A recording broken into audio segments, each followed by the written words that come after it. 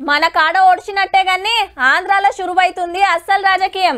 అధికార పార్టీకే ఓ ఎమ్మెల్యే రాజీనామా చేస్తే కొన్ని నియోజకవర్గాలలో ఇన్ఛార్జీలను మార్చిండు అధ్యక్షుల వారు. తక్కువలో తక్కువ ఓ 50-60 మంది సిట్టింగ్లకు టికెట్లు రావని ప్రచారం అయితే నడుస్తుంది. అటు చంద్రబాబు సార్ అయితే పక్కా గవర్నమెంట్ మాదే, తెలంగాణలో ఎట్లయిందో గట్లయితదని చెప్తుండు. అక్కడి రాజకీయాలను మళ్ళోపారి వివరంగా చెప్పుకుందాం గాని ఇప్పుడైతే ఇంత చూడుర్రి. శ్రీకాకుళం జిల్లా పలాసల ఉద్దానం కిడ్నీ పేషెంట్ల కోసం కట్టిన కొత్త దవాఖానా ఓపెనింగ్ చేసిండు సీఎం జగన్ సారు.